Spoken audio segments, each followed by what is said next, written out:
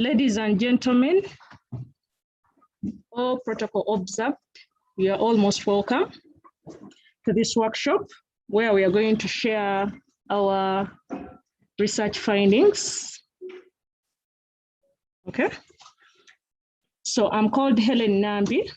We did this research with my bosses, Dr. Klenk, Godfrey, and Dr. Eric Nzibonera.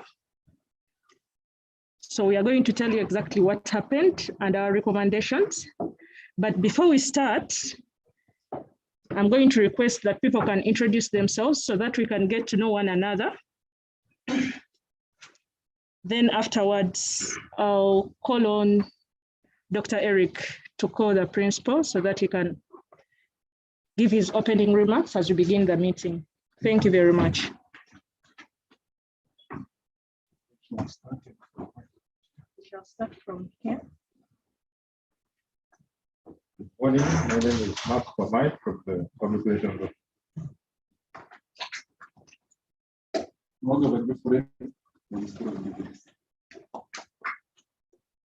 My name is Sylvia Nambi from the Department of I'm Vice Secretary from Accounting and Finance.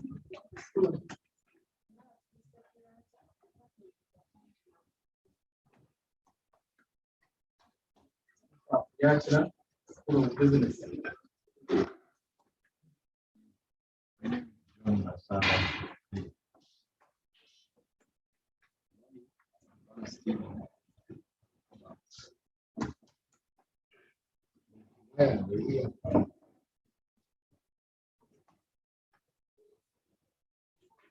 Morning, I'm Eric Nzibonera, School of Business. Good morning, the Presto, Department of Accounting. I'm Jim Mogarura from School of Business. Good morning, I'm Godfrey Mangeni from the Microfinance Support Center. I'm representing. Good morning. I'm Godfrey Akne, School of Business. Good morning, Korea is starting from Yes, from Public Relations. Thank you very much for that introduction. Good morning. My name is Agaba Francis, Branch Manager, Finance Trust Bank.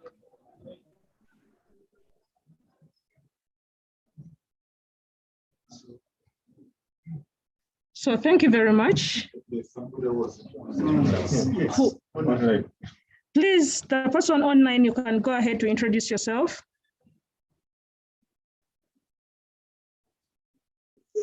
Hello, good morning. My name is Gillian Launo from Ministry of Finance. Good morning once again. My name is Agaba Francis, the Branch Manager, Finance Trust Bank, Natete Branch. Thank you. Agaba Francis. Good morning. My name is Dr. Pros Katumba, School of Business, Makerere University. That is Dr. Pros Katumba. Thank you very much, everyone. So at this juncture, I'm going to invite Dr. Eric to invite the principal so that he can give his opening remarks as we begin our session. Thank you very much.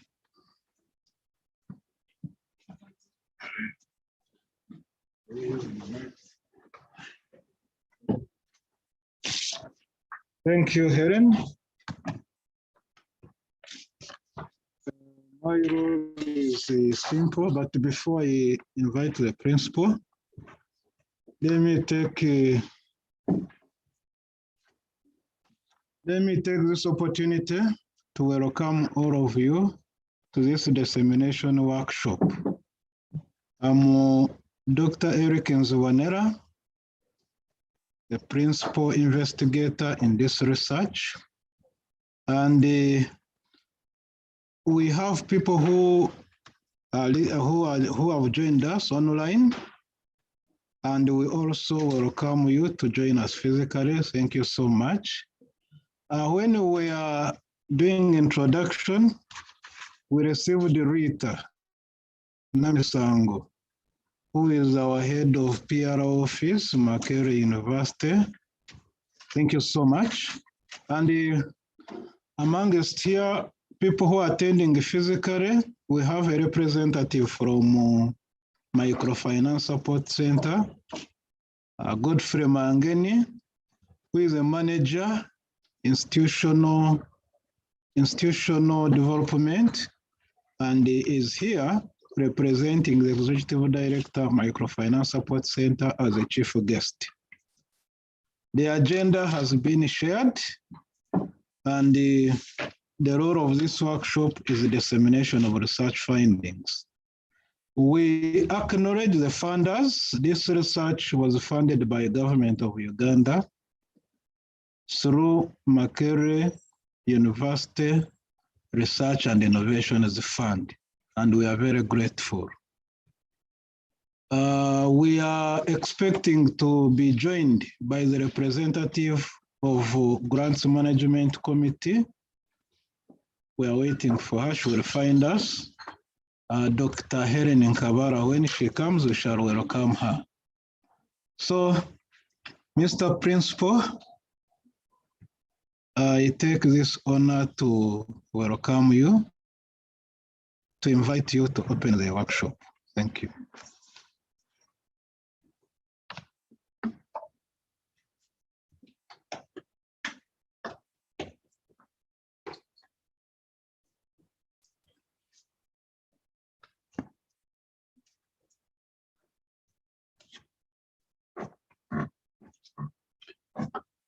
Thank you so much, Dr. Zvonera.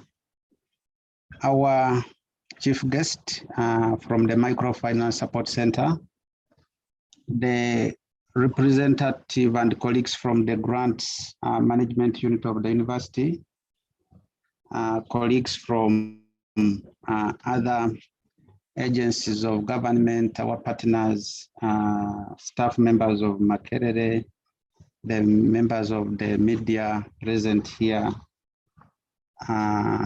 ladies and gentlemen, good morning to you all. I'm extremely happy to join at this very important function where we will be disseminating findings from one of the studies supported by the government of Uganda through the Research and Innovations Fund of the university. I will say a few things. One is to appreciate our partners who have continued to support us in all our endeavors.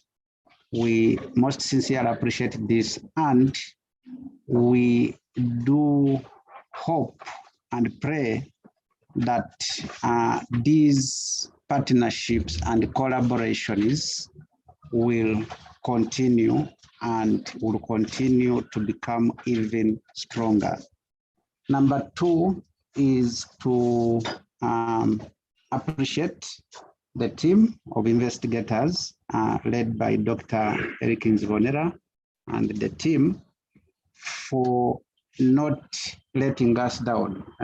Many projects haven't been concluded, and whenever we see these projects coming to their conclusions, it gives us quite a lot of satisfaction that you have put in effort, and that's how you have come to the end of this project. Now, as we disseminate these findings, I see a number of people online, and I see other colleagues here. But this audience that we have today is a very small audience by all standards. Now, how do we make sure that the findings from this study reach a wider audience beyond the audience that we have this morning? I'm going to make a few suggestions on the way forward for these findings. Number one is our own working paper series that we are rolling out starting this academic year. Now, the working paper series is going to be such that we have these findings uploaded on our working paper series website. And at that stage, you will have many people visiting our website and going through the paper in the draft form and continuing to give feedback. But it gives us a very important channel for many people to read your findings and give us feedback. So that is one thing I would encourage you to take up immediately. And I think yours is timely in the sense that it might be the first one to get us started with our working paper series. So I want to encourage you to put it in the format of a working paper so that we can quickly load it. So that's number one. Number two is once we finish with the working paper series, let us quickly transform it into a journal article. The journal article, again, the advantage here is that you are going to have a very big audience, this time an audience from all over the world. These days with internet, once you put it out there in an indexed journal, then we should be able to have a number of people from different parts of the world reading and getting to appreciate the work that we are doing as a university. So that is the second thing that I think we need to be taking up. But then number three, we are discussing as a university the possibility of gradually starting to use our own research and findings in the process of teaching. Now, how can we then start using papers like this, findings like this, as part of our course outlines? Mr. Dean and your team, when you are now revising the curriculum, when you are developing course outlines, to what extent do we reflect the work that we are doing so that the students and indeed other colleagues who are not ordinarily part of fora like this can benefit from the findings of the work that we are continuously doing. So we need to begin integrating these papers, these findings as part of our curriculum. The last thing in terms of the way forward that I wanted to leave with the colleagues on the research team is to engage policymakers now more formally, policy engagements.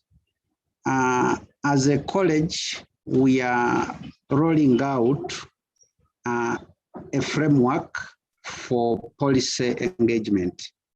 You will recall, colleagues, that we have established what we have called the flagship activities at each of our schools, and these will be good channels for engagement with the community and the policymakers.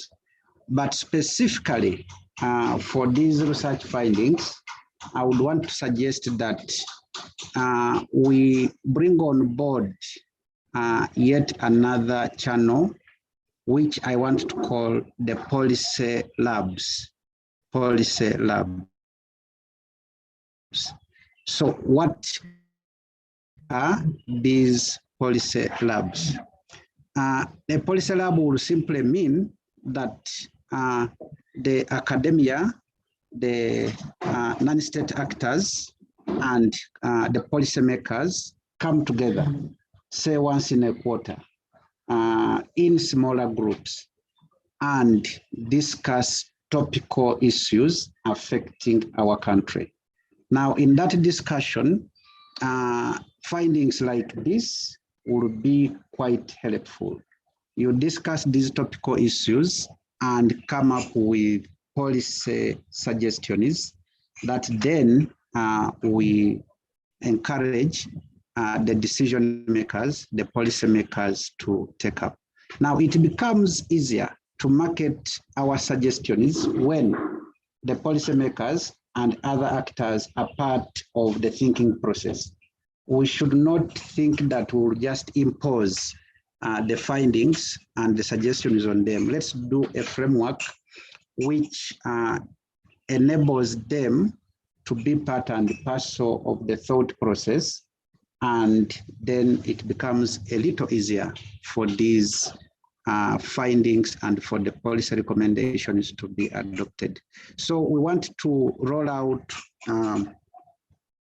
an arrangement at the college. We are pioneering it, which will be such that once every quarter, at least for the start, we arrange these policy labs and bring together different actors in small groups and either make policy recommendations and suggestions right away, or where we cannot make policy recommendations right away, we come up with suggestions on the areas that need to be studied in order to inform particular aspects of policy. So going forward, we will be extremely happy if we took up this work along those 4 different dimensions that we suggested. Colleagues, I want to end here once again by congratulating the team and by thanking all of you who have taken off time to participate. Thank you so much, and I wish you the very best. Thank you.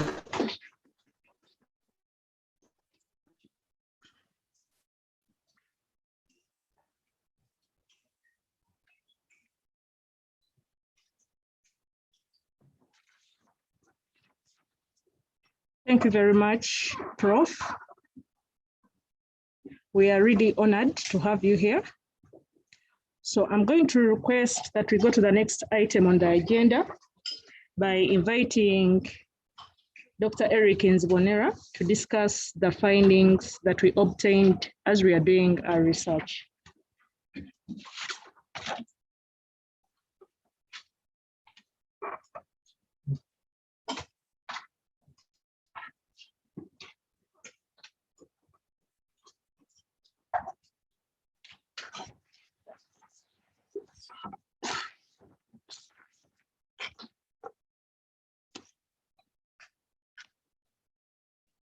Thank you so much, Principal.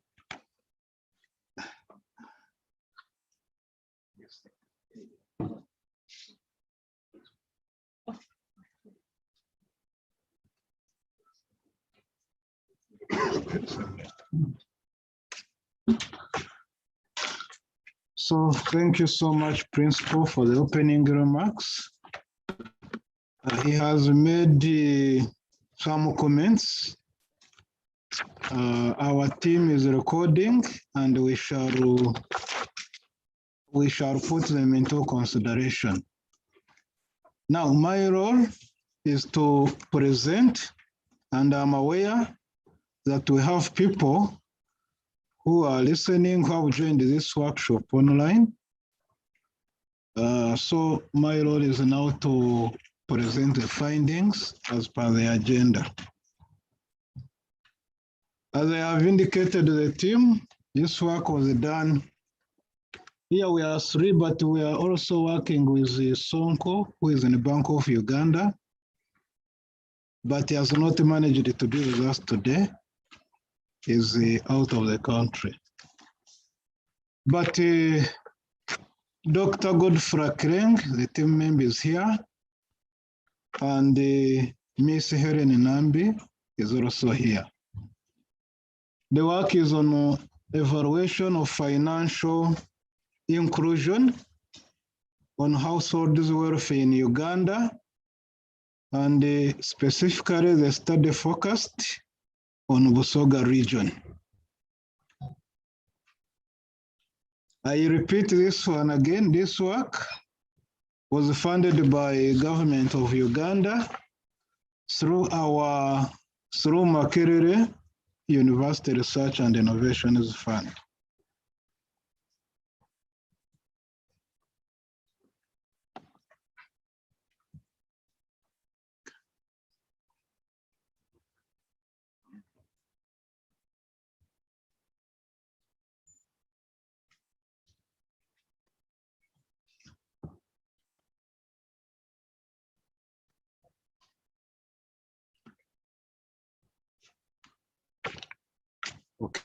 Okay.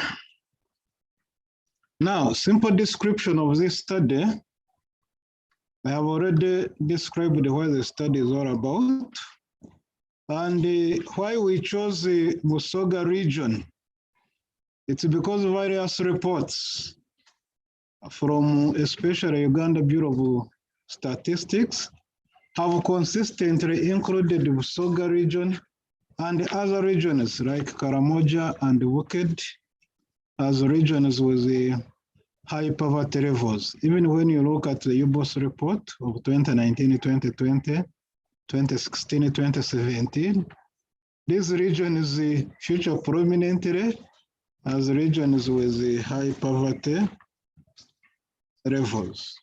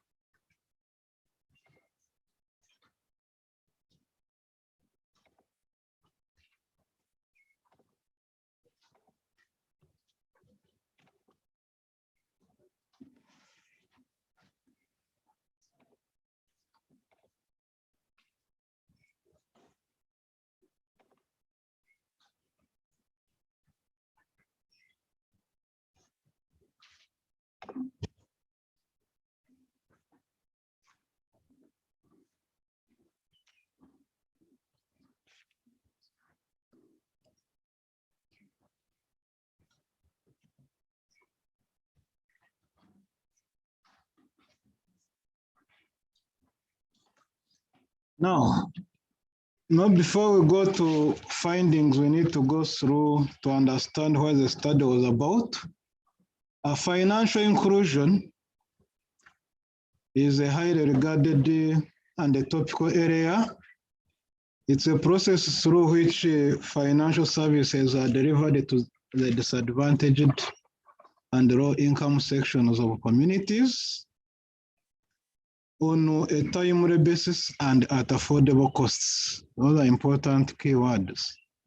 How we deliver financial services to disadvantaged communities on a timely basis and at affordable costs. And it is regarded as a mechanism for poverty alleviation. Globally, people are talking about financial inclusion as a mechanism through which poverty alleviation can be achieved. And this is in a similar way how microcredit works, and especially under microfinance services. Godfrey, so this is your area. Effective financial inclusion creates conditions for access and timely acquisition of financial services to rural communities. And as I have already indicated, the relationship between financial inclusion and poverty alleviation has been widely discussed but only a few studies have explored the relationship of this financial inclusion on households' welfare. Now, in Uganda, in our country now, Uganda, we have different agencies, both government and the private sector. We have government institutions, government programs, and the private sector. They have come up with various financial inclusion interventions. Recently, you know, towards even the elections, we had a Myoga Fund. All of those are geared towards improving the welfare of communities. Different financial institutions have tried to reach out to communities. Have got financial products that target these poor. So we have various interventions, but still, reports still continue showing that in these areas, the poverty levels are still what? High. So these interventions include encouraging rural communities to join savings and credit schemes. We have mobile money services almost everywhere where poor people can also access financial services. We have microfinance services going into rural communities. Recently, I have put in a Myoga Fund, but still we have regions which have consistently remained in that category where we have higher communities with high poverty levels. So that poses a question. Are these financial interventions really working? And that's where we focused as an evaluation to find out whether these interventions are working. Now, from this is a study sought to investigate the effectiveness of financial inclusion activities on households' welfare. We had the two objectives. One was to really establish the extent under which these households are engaged in financial inclusion activities. So we are measuring the extent under which the selected households are engaged in financial inclusion. And we went out to find out how financial inclusion enhance households' welfare. And from there, we made policy recommendations.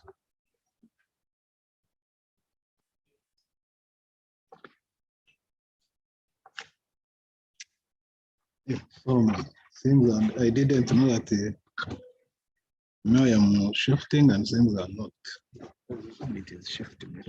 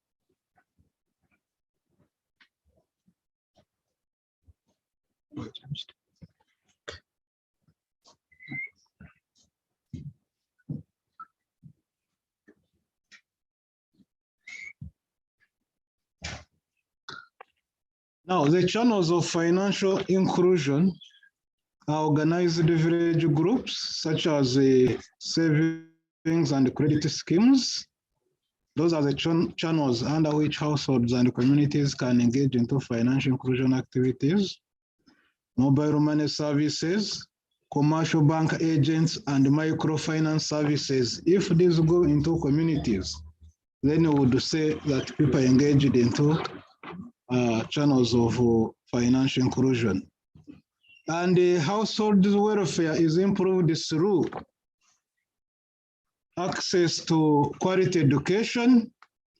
If you evaluate, quality of education would be relative, but if people are going to moderate schools, people are accessing education, people are accessing health care services, people have food to eat, that's also very important.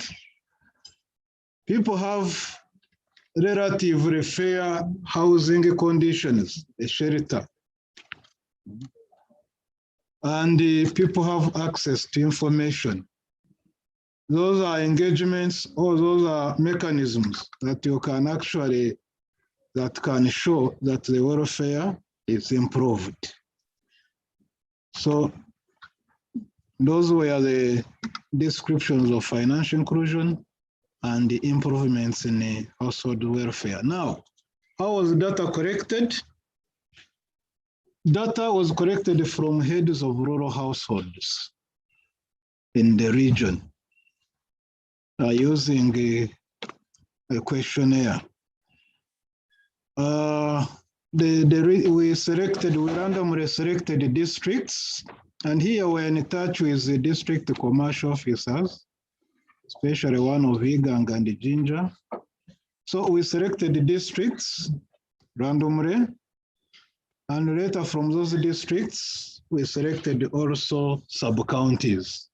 And then we went into households through self-administered questionnaire. The sub-counties are listed here, and the districts were 4, Iganga, Kamuri, Bujiri, and Jinja. So that was got from, we had a sample of 430 heads of households, but later after cleaning, the instruments, we used the 450 data from 430 households. We used the 2-phased multi-stage sampling, as I told you, because it involves selecting districts and then selecting sub-counties. I have already shown this. Now, okay, under microfinance, under financial inclusion, to measure the extent of financial inclusion, we looked at the extent of availability and accessibility to financial services, affordability, if they are there, are they affordable? Can these rural households engage in these services at the costs running at that time? Then usage, as these financial products there, are they being used? Usage and the quality of financial products. So accessibility and availability, affordability, usage and the quality of financial products were the measures of financial inclusion. And under households, we looked at access to quality education and health care, improved shelter, food production and consumption, and the access to information. So those were the measures that we used to evaluate the effectiveness of financial inclusion on households' welfare. Now, major findings. The major findings of the study. Now, on the findings and the policy implications, I will go slowly. One, we found out that it is hard to access from under accessibility and availability, that it is hard to access formal financial services for savings and deposits, and the services provided by bank agents are irregular. Bank agents are there, but they are not regularly into what? Into communities. And therefore, these formal financial services, that's why in our audience, especially those who are attending via online, we have people from the banking sector. We have people from banking sector. We have people from Uganda Development Bank. And that's why we also invited the guest of honor from Microfinance Support Center, so that we shall look at this and then look at the policy recommendations. Because we found out that it is still very hard to access formal financial services. And formal financial services, we are looking at registered financial institutions, commercial banks, microfinance institutions. So it is hard for these rural householders, even with bank agents, even with opening up of offices by government agencies and the private sector, they still find it hard to access financial services for savings and deposits. However, communities easily access mobile money services for withdrawals and payments. That's what came out, that for mobile money services, they easily access them. Then on affordability, we note that for effective financial inclusion and improvement in households' welfare, the cost of financial services should be affordable by the households poor. If you are looking at affordability of financial services, then it means that the cost of offering these services, cost of borrowing, cost of removing money from banks or from organized institutions should at least be what?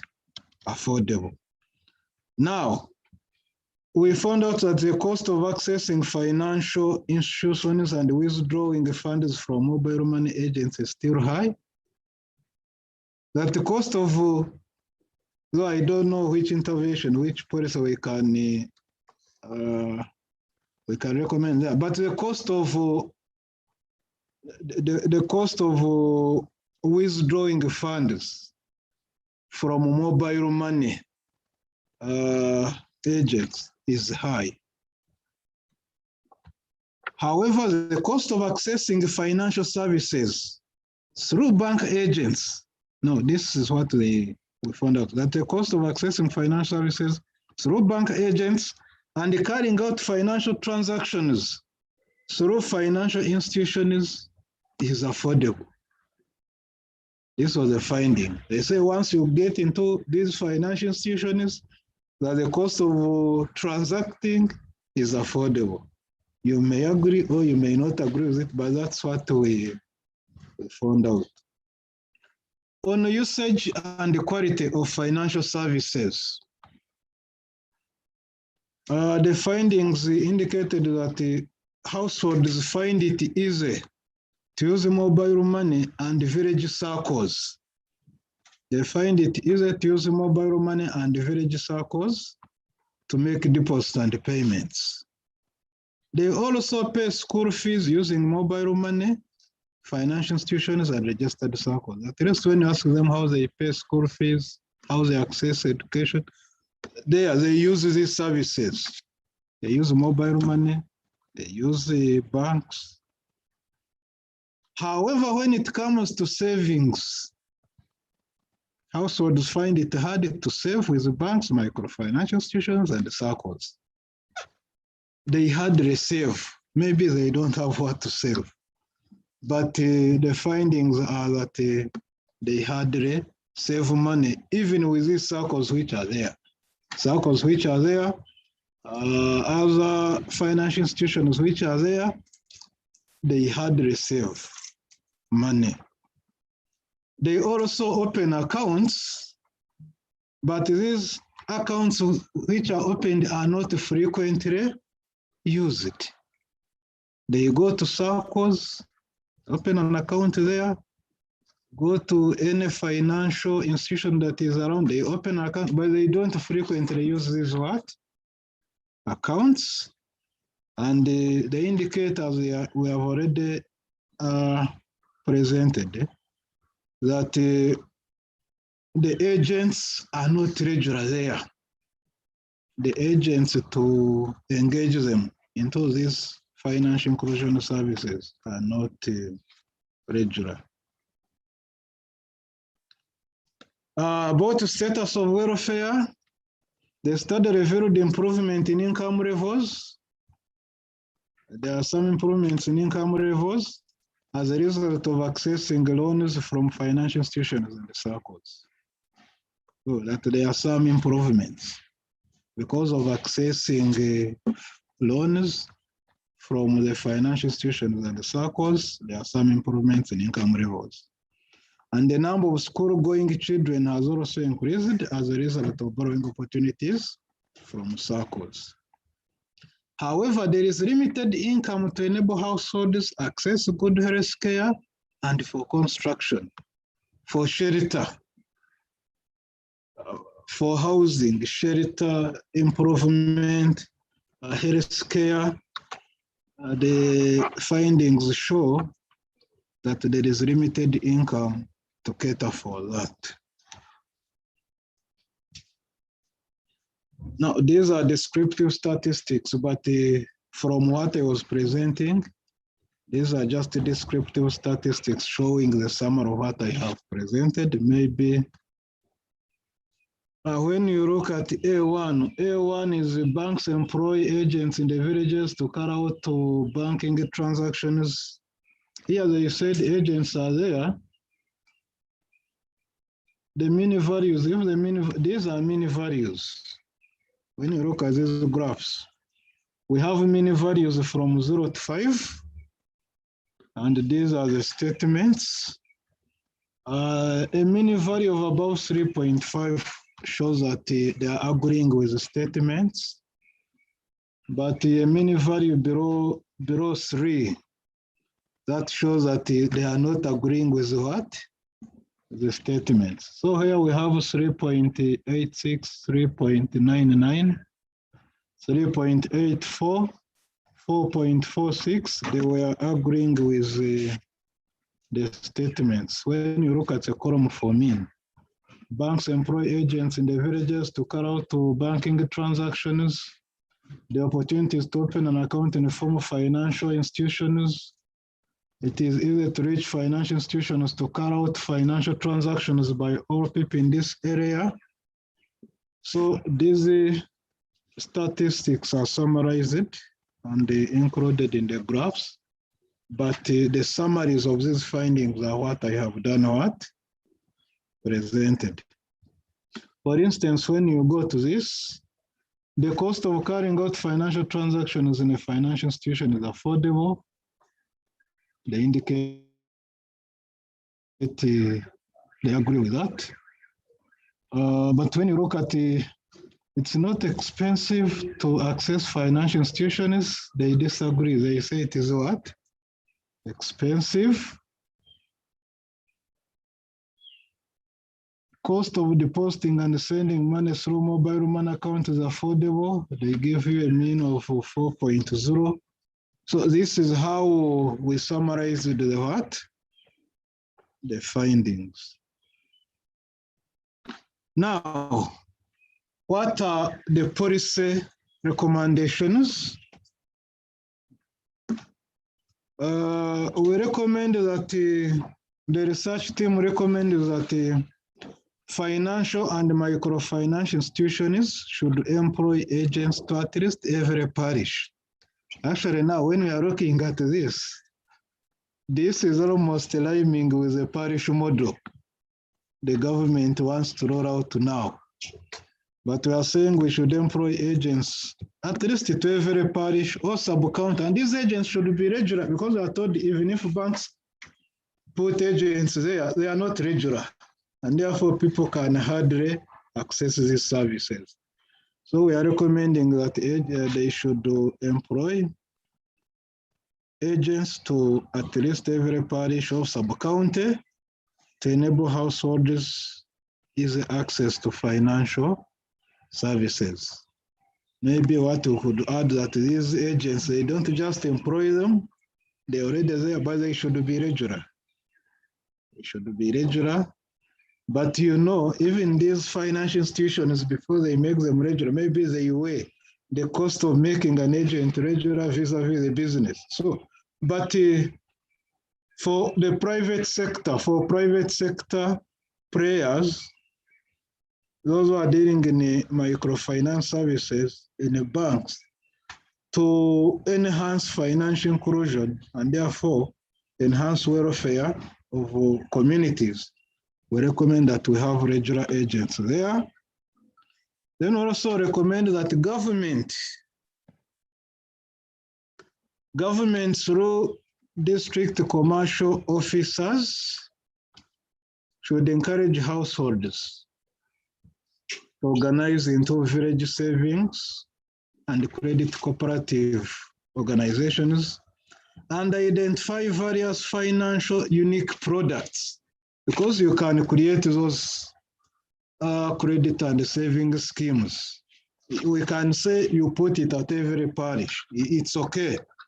But when you put it there, help the communities and households to find the unique product they can maybe take on. If you want to give them money, maybe to go into coffee production, well and good. Into milling, well and good. But when they get organized into these credit and savings schemes, then they should also be helped. The government and the financial players, they should help identify the unique products to different groups that will help these groups to promote savings and investments. Because if you are looking at households welfare, it will start with maybe access to these funds. And after that, then you need to save. And if you don't save, it is very hard to do what? But they should be helped to identify these unique products.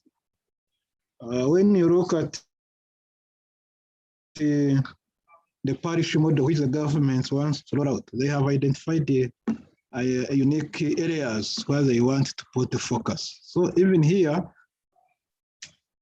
if you organize these households into groups, but you also guide them in showing where they can invest. Then this should be established to at least every parish and properly supervised to enable access to funds by households. Then we are also recommending government agencies and microfinance support center and open, such as microfinance support center, Operation Wealth Creation, should partner with private financial institutions to organize financial literacy trainings. Let these trainings trickle down to households. They should organize financial literacy trainings to households on how to save and invest in productive ventures. These financial literacy, you see, even at our level, by the way, even me whom I can say I'm an expert in finance, I also need this financial literacy what? Trainings. Now, if me, I need this one, so what about the person we are focusing on, the rural poor? So government through its agencies should do this, because this will now help these households to identify how to save, how to invest, where to invest, and maybe how to deal with the day-to-day financial issues. They should also help households to identify these investment ventures. The cost of financing should also be reduced. Much as they said it is affordable, and then later they were showing it is expensive, but we are making a recommendation that if possible, the cost of finance should be reduced to affordable rates. That one, we left it hanging there. It is subject to discussion because the cost of finance sometimes goes hand in hand with operational costs. You cannot say we are going to reduce it to 10%. There are other considerations. But if it can be reduced, the government gives subsidies. If it can be reduced to affordable rates to households, this will improve household income for both consumption and investment. Financial institutions should design financial products that would enable households to access funds for construction. This is another area we can look at, because one of areas of finding out whether households' welfare has improved is shelter. And the shelter, maybe there should be some limited funds for construction. But you see, you can't also, this financial institution, you cannot go there that we need money for construction and they give you. There are some issues they consider. So we are noting that if households can be helped by these financial institutions to access funds for construction, as long as there is a clear payment plan and evidence of source of income for on what? Repayment. Those ones are subject to discussion. And that is our recommendation. Because we know that acquisition of shelter is one of the mechanisms of improving the standards of living and what? And welfare. So those are policy recommendations. So that's what we had to offer to this workshop. Thank you.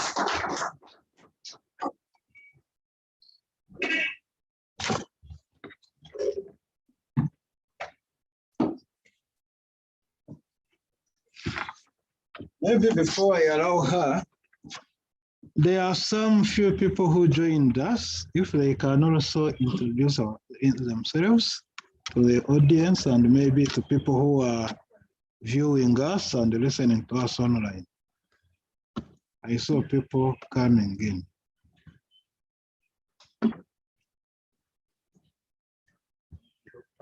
Morning, ladies and gentlemen.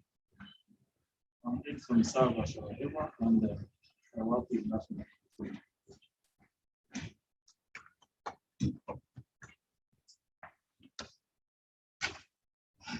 There is a lady there. A self-introduction.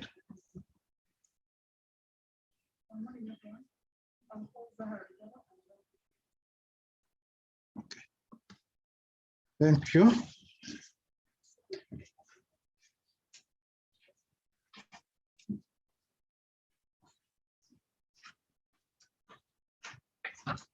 Thank you very much, Dr. Eric, for sharing with us the research findings. At this juncture, I'm going to request Ms. Rita Namisango to take us through the next session of Q&A.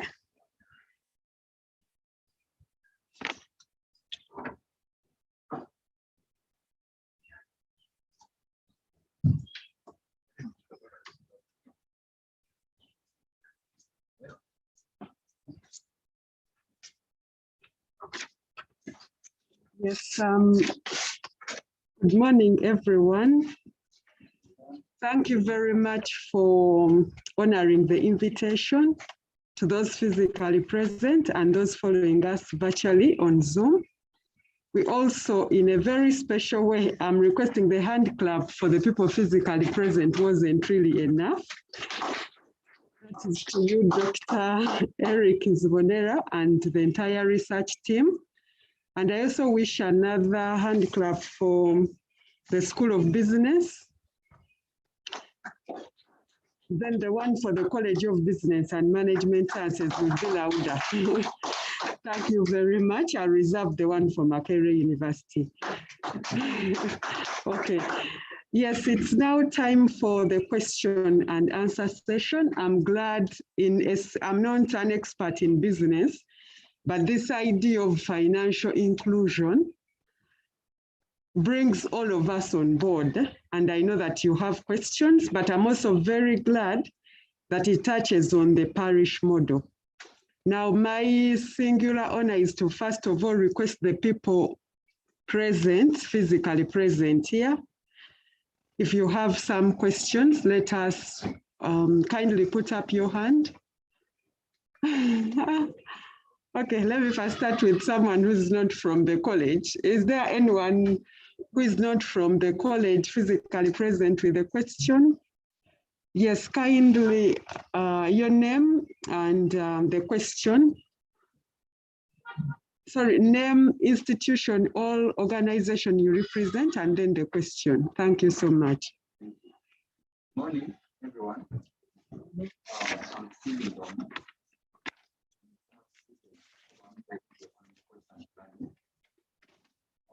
I would like to thank the researcher for such a wonderful kind of work he has produced. But what I've noticed, the researcher did not talk about how best he's going to share this kind of good information with the area where he is selected, where he conducted the research from. Yet it would be better, my view, that it is intended to improve their economic status and well-being if he shared it with them within the little time. Thank you. Thank you so much. That is, we are very happy to have a former student or an alumnus of the College of Business and Management Sciences. Dr. Isabonera with the research team will respond to that. Yes, do we have home? All right, let me, yes, please, your name, organization, or institution you represent, and then the question. I work with the Department of Marketing and Management, School of Business, University. I would like to first appreciate such team for the good job done, for having implemented the findings of an ODS like this one. I have some are observations possibly that can be thought through for future purposes. One should be more of a question which you can also reflect about.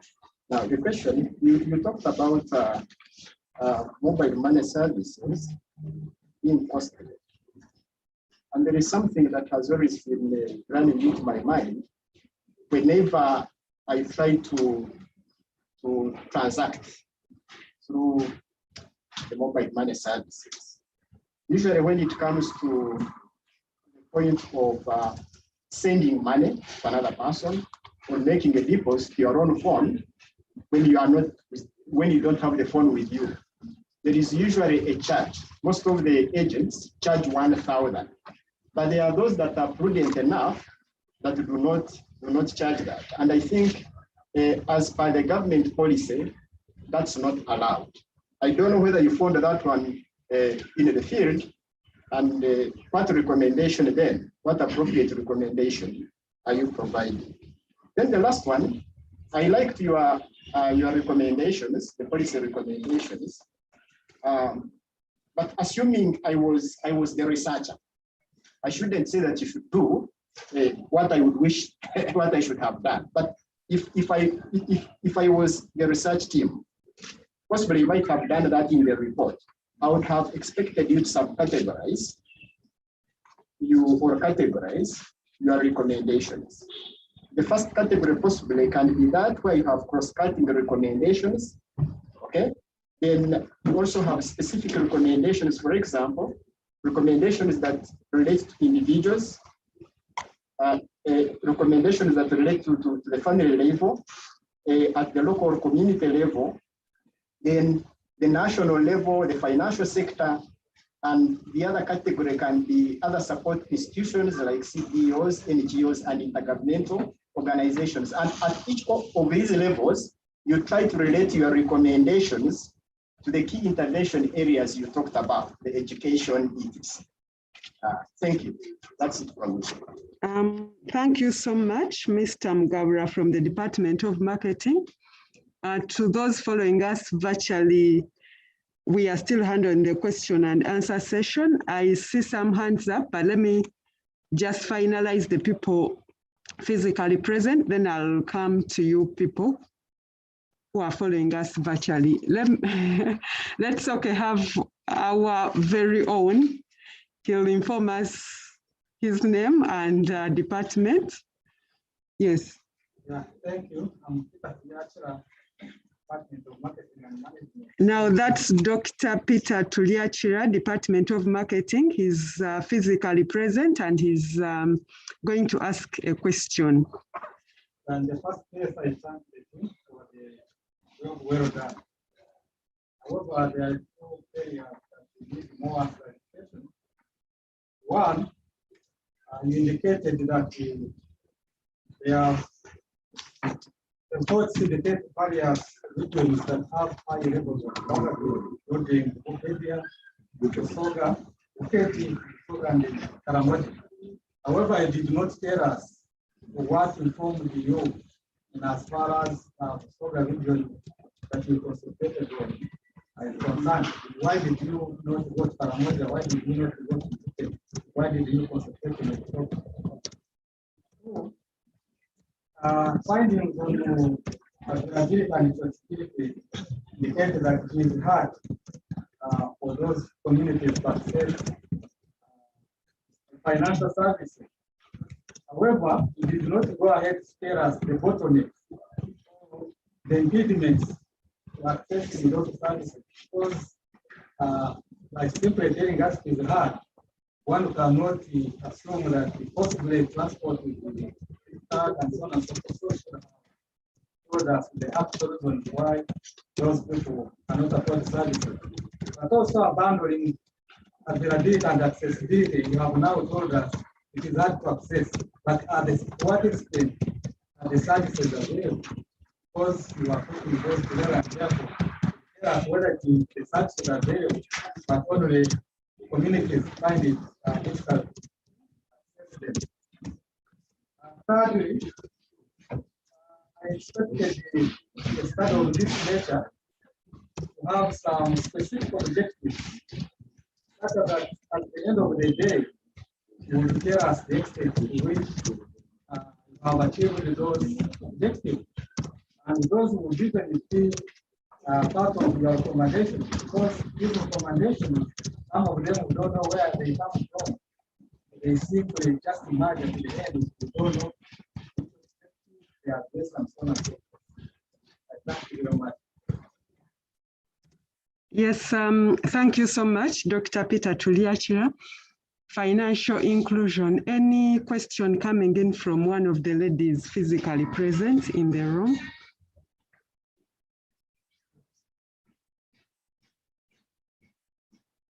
Okay, it seems very clear to all of us. Now, allow me to receive the questions from the online participants.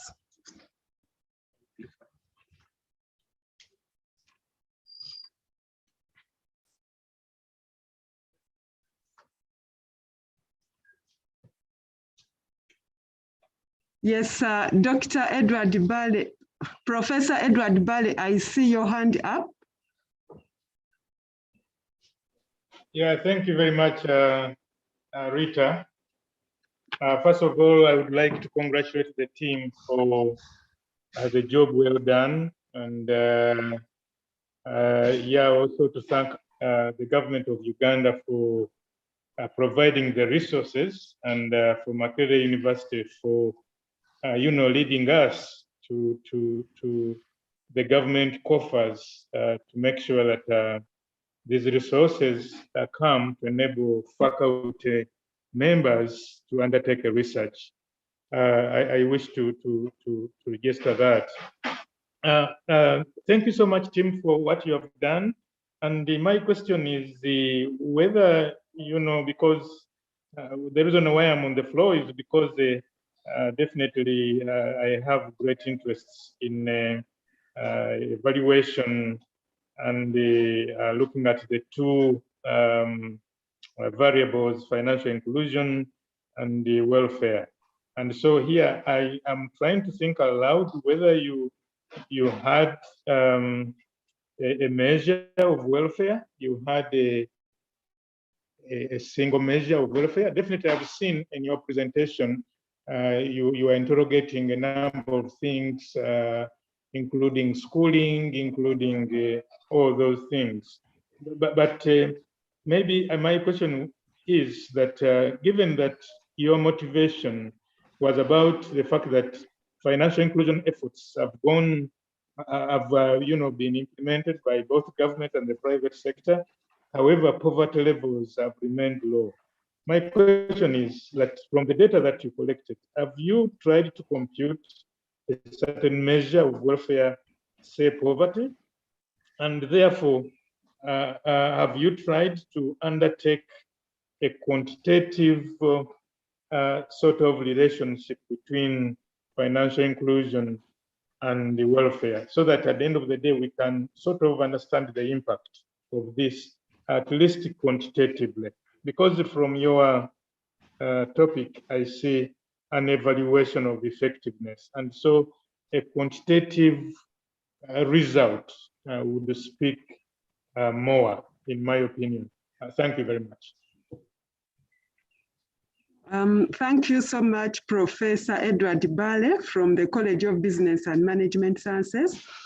There is another person, Emoy, I hope I pronounced it well. Yeah, you have. Okay, can you hear me? Yes, we can hear you. Kindly. Okay, thank you very much. Yes. Thank you very much, facilitator, and thanks, Dr. Eric. Sorry that I've not been able to make it to the university. I got a little bit of a hiccup, but I am glad that at least I'm able to join online, and it would be very glad that I put some comments. I work for Uganda Development Bank, and we have a key interest in this particular study. As you take note that as a development financial institution, we have a key interest to see to it that we abolish or reduce this problem of financial access to the people different across the country. And therefore, we definitely need to get a lot in terms from this research that can be able to help us in improving the service delivery to the Ugandans. And that's why we are keen in following up this. However, listening from this, I would like to get guidance on some areas. One is that when you're talking about financial inclusion, we need to be specific on who are we trying to talk about here. I joined a little bit late. Let's assume that maybe some of the things I'm going to mention maybe might have been mentioned in the introductory remarks of the presentation. But one, the inclusion will include things to do with women access to finance. The research should be able to look at, in this particular area, how much of women have a challenge of access to finance. Then the issue of the youth, access to finance, and then the people, of course, with disabilities and the others in the rural deep parts of, say, Busoga. Of course, I align myself again to Dr. Tuyachira, who was questioning, why did we choose Busoga? And in that, I would definitely wish the research again to bring out issues to do with the levels of financial access, comparing Busoga to other places of the or regions in the country. Because if we're going to do a study, we'll bring comparison and say, maybe in terms of access to finance, yeah, Busoga stands at this position, comparing to Northern Uganda, maybe Teso and the others. And in terms of the breakdown, specific groups, the women and the youth, and then the other rural households. And also you could even go to sectors and say, maybe in the agriculture sector, this is the level of financial access and the other. So that would be what definitely would be able to inform well when it comes to proper policy recommendations that can guide any other person who's going to be able to use this research. So I would definitely would wish to understand that, whether there's a comparison of this Busoga area with others, and also looking at the other women and the categories. Then the other issue I would like to understand here is when you're talking about things to do with access to financial services being affordable, what exactly do we mean? Because as you realize, financial services are many. There's what you call savings, and then there's what you call loans, and the others that could be just services of information. What is it? We need to be specific. Which is it that really you find it convenient, affordable? Because again, at some point we say in our research that there's a cost high on something. So breakdown of that would help. That's such that the financial institution players should be able to know that in Busoga, it's the issue of deposits that is expensive, but loans are not, expensive, or the loans are expensive, but the others are affordable, such that addressing can be done specific to what the problem is in the ground. I also take note that the research is saying that that there is a lot of convenience in use that people find on mobile money. So that speaks to the fact that the ease of accessibility of these services would definitely be what the people are looking for. And it is a challenge that baffles many financial institution providers, services providers. And why then do they find it convenient? Is it that they have a phone within them? And our recommendation a little bit tries to say that we need to promote the use of agents, which I think may not necessarily be able to address the issue of convenience, because the fact that the people love to use mobile money means it's more convenient. The agent is still a distance away. So I would think that the research would probably recommend something to do with the development of fintech solutions as one of the optional model of disseminating financial services. And that would be something which most financial institutions should be able to develop. You're all aware that the world over, there's a lot of growth in terms of technology, and therefore technology as a means of disseminating financial services should be something that the financials or financial institutions providers should be able to promote. And in our research, I think we could also recommend such as a way of making the financial service access very convenient and available. And the agents may be one way, but it's not sufficient enough to be able to do this. Now, the other concern I have is in terms of trust. The question I would need to understand from the research is, why is it that when it comes to saving, there is low in terms of ability or trust of these people to save with financial institutions? Could it be that they do not trust that their monies are safe in such a place? How then can we be able, to reduce or remove this problem such that these people can be able to save?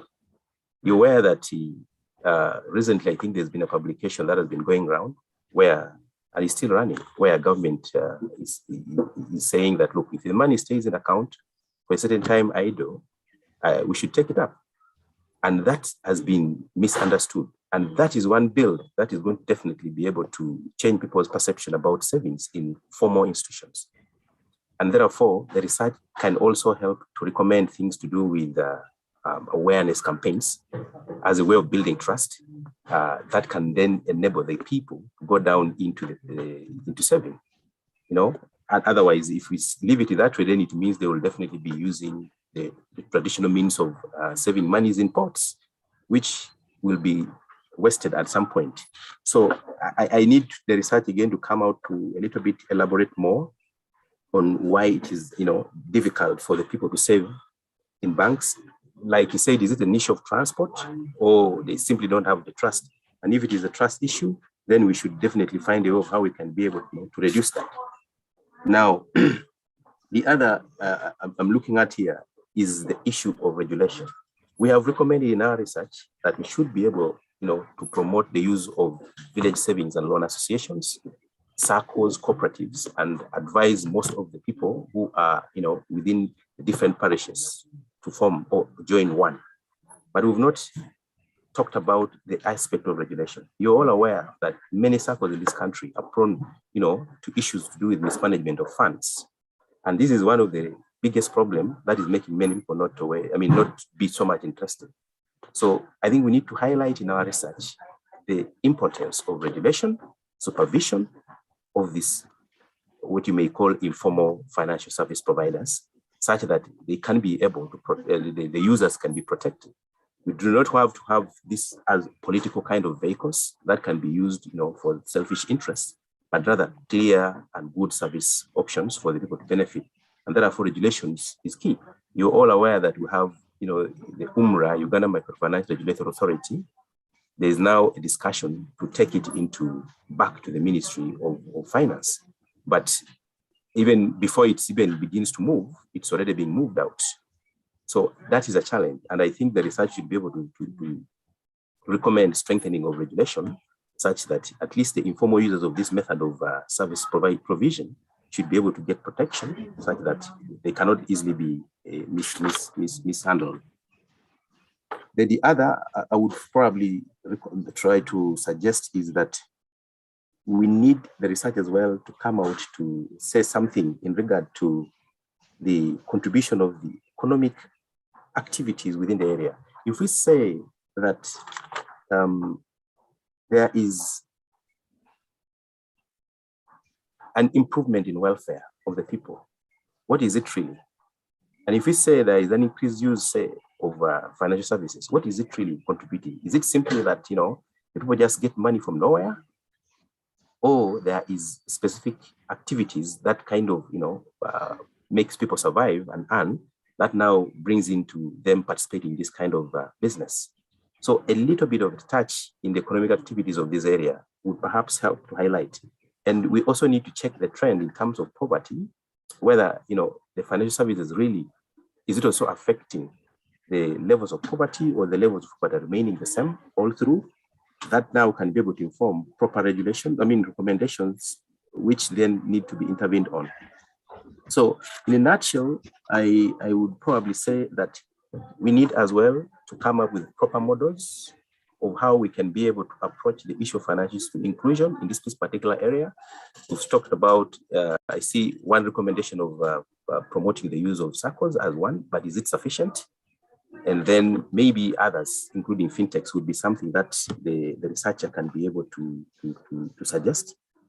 And government coming into this, I think we need to be very, very direct to say that this has to be not misunderstood with politics. The OWC, NADS, and the rest, partnership with private sector is good.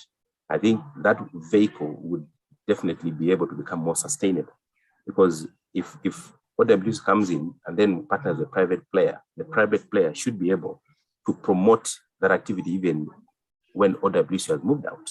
That becomes part and parcel business of the private player to continue doing the same. So that's what I would have to suggest. Thank you very much. Thank you very much, all our participants. You've made my work very easy because the research team has a number of questions to respond to, but also I think the feedback is aimed at enriching the ongoing research. I'm also glad to see that online, Dr. Helen Inambalirwankavala is already on board and she's following the sessions. Allow me to invite Dr. Eric Nzibonera, the principal investigator, to respond to some of the questions. You're welcome.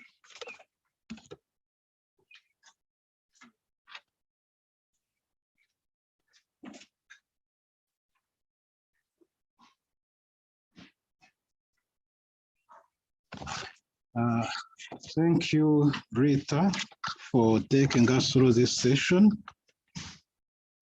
My team members, I don't know, Godfrey, you have something to say before I add?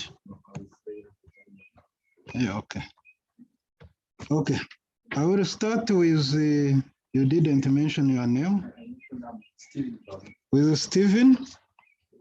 He said, how do we ensure that this work gets to where, these findings get to where the research was done from, so that the implementation can be done? How do we ensure that it gets disseminated there?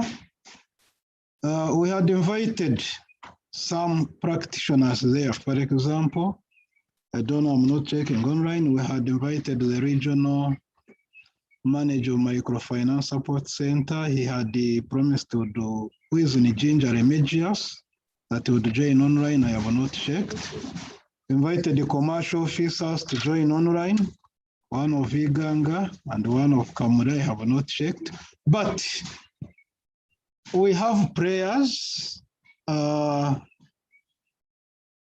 who even work on the region. If we have a representative of Microfinance Support Center here, it works on all those issues of financial inclusion in the region.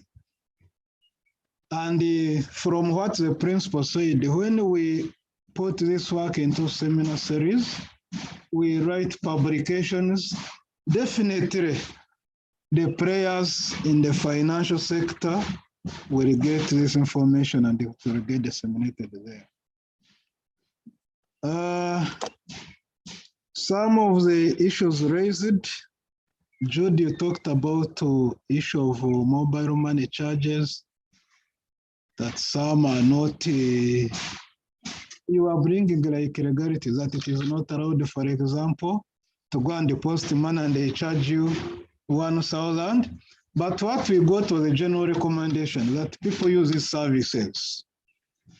These services are, actually they use these services more than the services of formal financial institutions and even the circles. People use a lot of mobile money, irrespective of whether the cost is there, whether they are agreeable with it, but these services are what? Are there. And you made the specific reference to tailoring this policy recommendation in a certain way, like relating them to individuals, families, government, and CBOs. In the final document, we are going to sit and see how we can actually tailor and how we can even improve before we come up with the final document.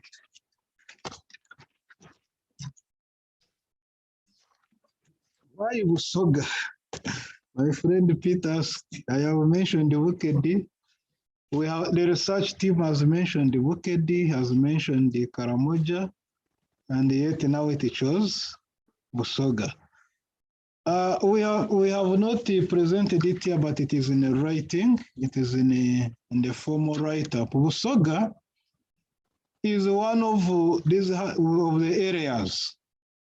And actually, when you look at the poverty levels, poverty reports, the first area is Wikedi, followed by Busoga. But the choice of Busoga was because it is also one of the highly rated areas for households with poverty levels. So there is no specific reason as to why we chose Busoga, but it's because it is one of the areas mentioned. And it is a second, actually, when you look at the Wikedi, after Wikedi, then you go to what? To Busoga. I don't know whether it is satisfactory, but that's what I can say. Availability and access, actually, when you look at the literature, they normally ramp availability and what? And access. If they are available, then they are what? Accessible.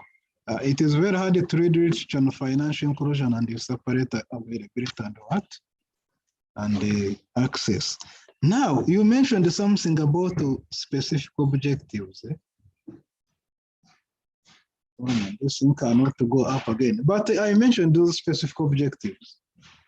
One was to measure the extent of financial inclusion, and two, to look at the effect of financial inclusion on households' what?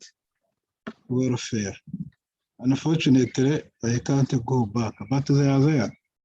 And the findings, the policy recommendations are actually based on those objectives.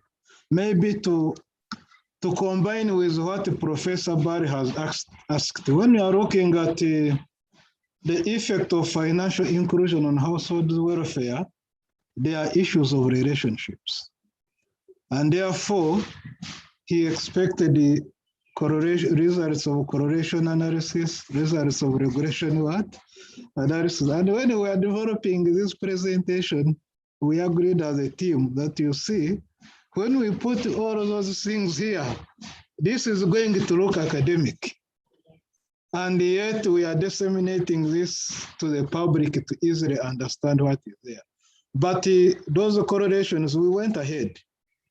We have the correlation coefficients showing the effect of financial inclusion on households' welfare. We have even the t-tests, the regulation analysis, but those were reserved for, at least we used the, we extracted from that to get a presentation usable for the public. We left that one for academic, for the journal, which Professor Hisari was talking about, that we needed to publish this in a journal.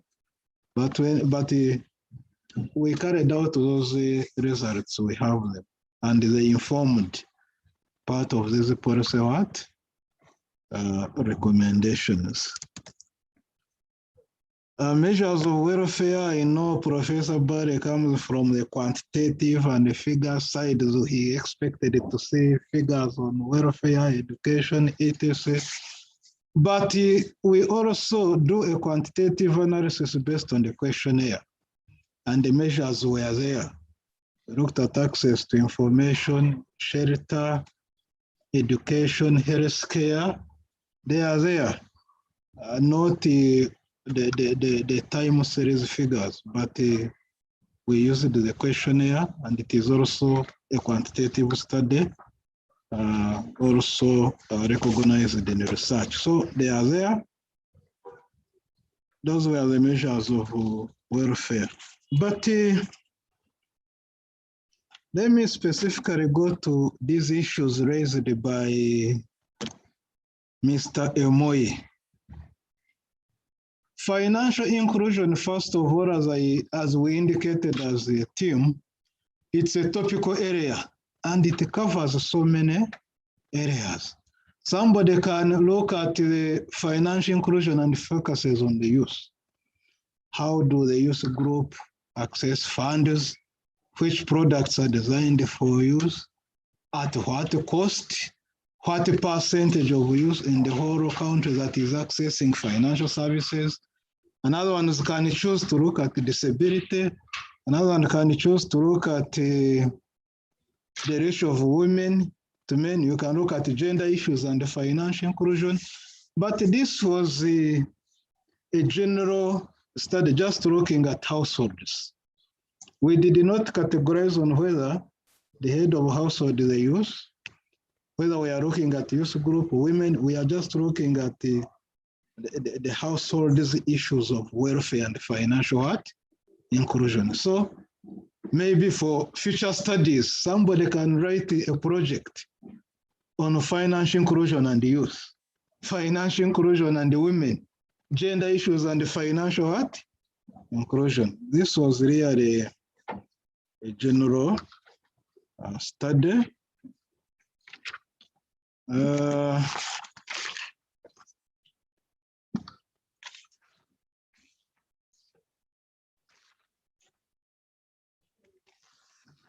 Proper models, that's why we are Finitex, economic activity, that's why we are disseminating. We carried out this research and we have given findings. And therefore we can agree, that is the use of dissemination. We can agree. Maybe we can go ahead and look, at the Finitex model. We can go ahead and look at various models we can design for financial inclusion. But from the simple research we did, based on households, these were policy recommendations.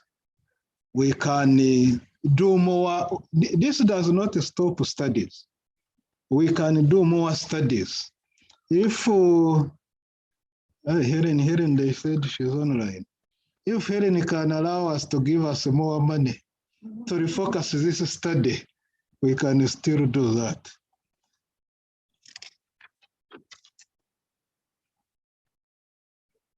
Importance of regulation. Godfrey, since you are in the sector, you will also help us on regulation. We made a recommendation that really, if we are to look at the inclusion, the inclusiveness of these households, we should have organized groups. A situation similar to what the government is proposing, a parish model. We should have organized groups in the villages, at the parishes, but my friend Moi is bringing in issue of regulation, that you can have a savings group, and maybe people are not saving because they are not sure whether their savings are what? Are safe. Now, those are issues we said the government should come in and maybe look at that. When we recommend that the government should set up this, then even those issues of regulation should come in. So that you ensure that you put confidence. When we said you do financial literacy, as you set up these things, you also do some bit of financial what? Literacy, and you show the communities what you are going to do, how they can feel that they are safe when they put in the money, and how they should easily access and use this what? This money. So issues of regulation is paramount, and for successful implementation of this is also important. So in our work, we are also going to emphasize it. Those are the issues I can respond to.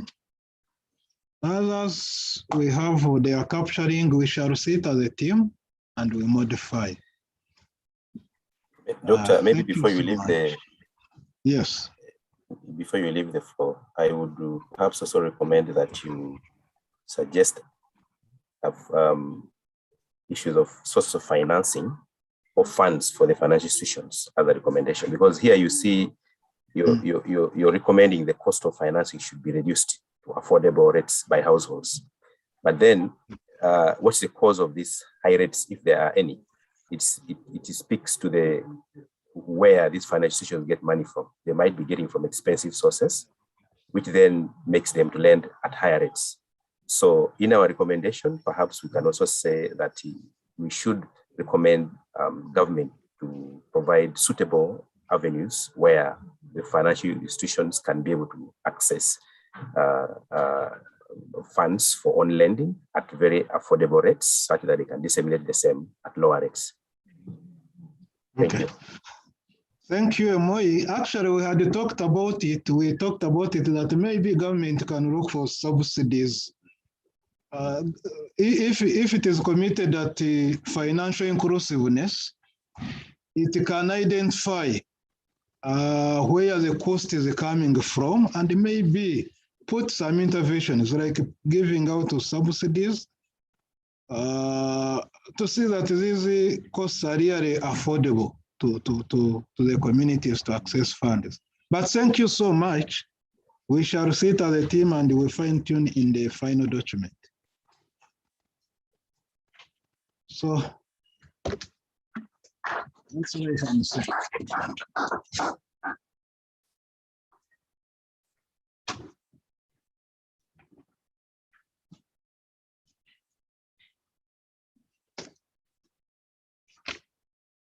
Thank you so much, the research team.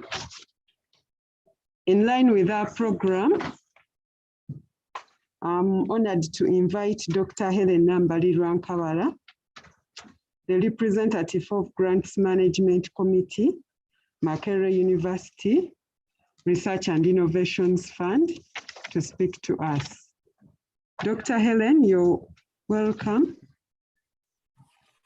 Thank you very much, Rita, and thank you so much, colleagues. It is my singular honor to be here this morning. I would like to start by congratulating the team, Dr. Zvonera and your colleagues. Thank you so much for coming this far.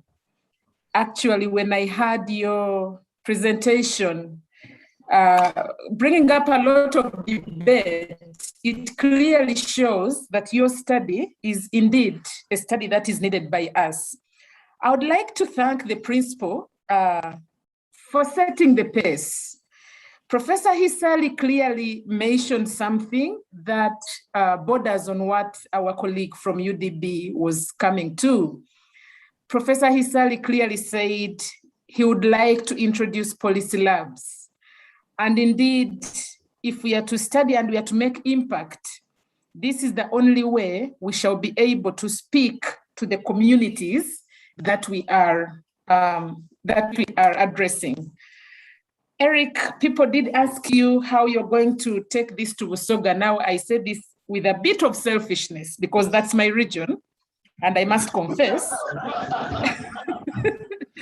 They really want to know how this is going to benefit us.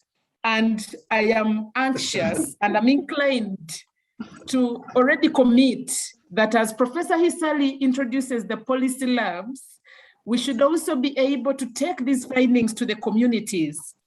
I already made some suggestions for you, and I will reach out to you individually on how best we, the Busoga, will benefit from this study.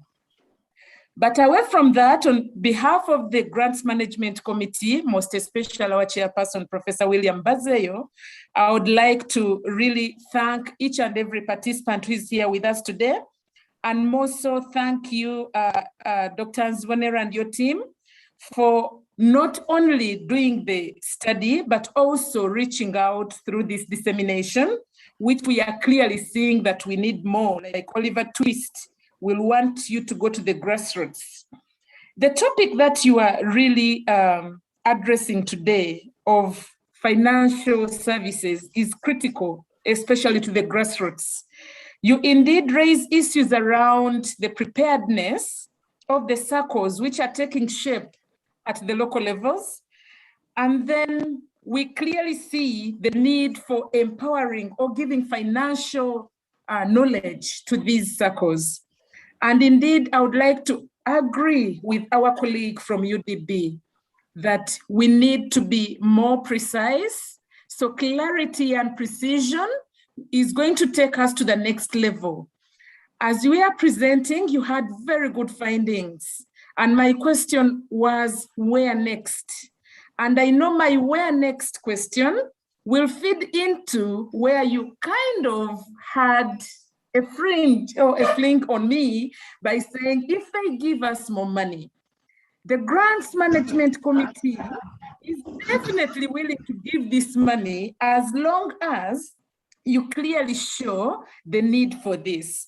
The fact that our colleagues from UDB are very interested in this study, and I am sure many other financial institutions, and also the fact that the Busoga are yearning to be financially knowledgeable, I would strongly advise the team to sit down and write a successor project where you're telling us where next. You did rightly say, Mr. PI, that government has introduced various interventions. We had Wanabagagawale. You know how NADS has been used in line with what this is. Right now we are talking about Temioga. But the key issue that we are addressing right now is how prepared are the people. You did indeed mention that there is need for government to give more guidance, for government to identify the unique products for the communities. Now, Dr. Nzibonera and your team, you are the right people at the school to actually guide government on what these products should be for the communities that you're addressing right now. So I would implore you to continue and tell us what the unique product, the community should get and how this would help their financial knowledge.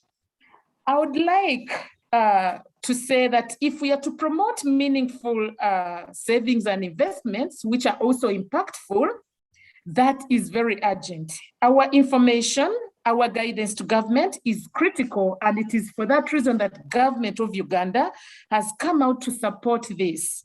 And I would really want to, at this point, thank the government of Uganda for these fundings, and also thank the Makerere University management for putting up this enabling environment for all of us as researchers as we go research-led. And most especially, I would like to thank the GMC, the Grants Management Committee members, and our secretariat, because I see that where we are going next, these are critical things these are critical offices that you need, Eric. The moment you clearly tell us which direction it is taking and how the university is being taken to the community. This is a clear example of that, taking the ivory tower to the community. At CHUS, we call it the Juakali, meeting the ivory tower. It will be a very good pleasure for the GMC to come in and definitely fund. I would like to end by thanking Professor Hisali for the grand plan of the policy labs. And I pray, Mr. Principal, that this is taken on head on as soon as now. Let's not wait for tomorrow. So on behalf of Professor William Bazeyo, the entire GMC, I would like to affirm our commitment, our support to the very end. And the very end in this sense would be the time when the university will make the impact to our communities.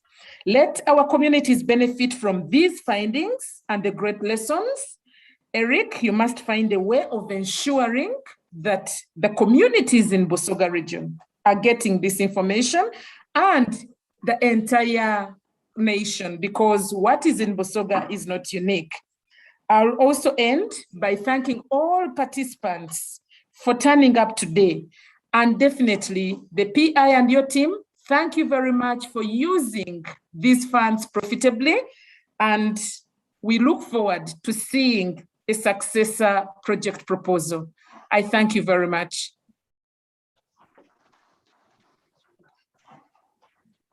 Thank you so much, Dr. Nambaliro Nkabala. We look forward to a successor project proposal that gives us a green light. It is also important then when you conduct research or you're undertaking research dissemination to have stakeholders on board. I'm glad that we have the Microfinance Support Center, since we are handling a topic that is related to financial inclusion that will at the end result into poverty eradication. We listened to the Uganda Development Bank, one of the participants. It is now time for me to welcome the chief guests coming from the Microfinance Support Center. And the chief guest is represented by Mr. Godfrey Mangeni. You're welcome. Kindly, we have people joining us virtually as well. So it's both physical and virtual. That is why we are requesting you, Mr. Godfrey Mangeni, to come and use this podium so that everyone can follow. Thank you.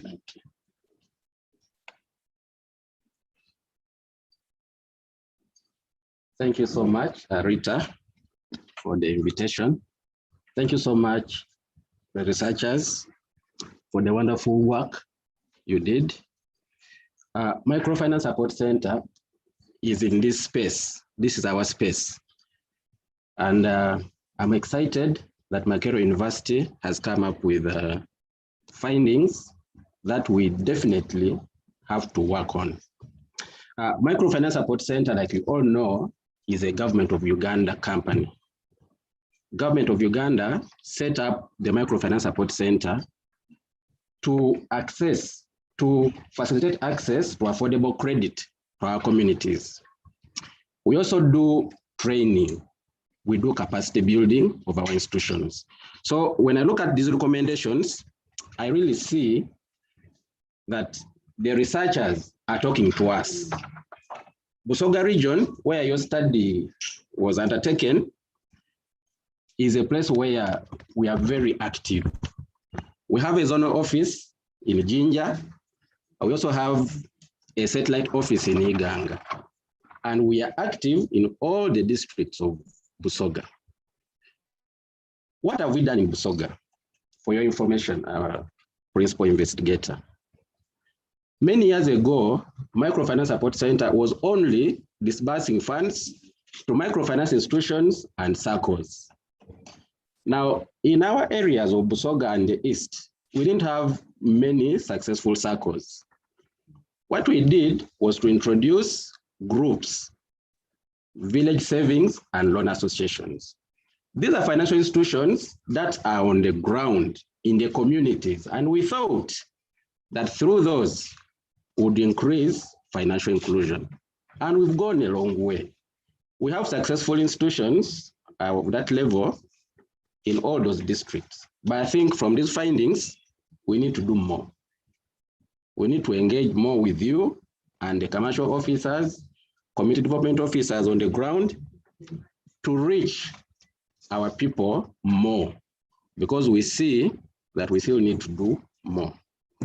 Now, these recommendations, affordability of credit.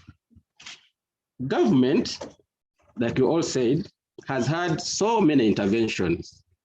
The principal aim is to increase financial inclusion. Way back since 2001, we had the Rural Microfinance Support Project. We had the Rural Income and Employment Enhancement Project. You know about EMIOGA.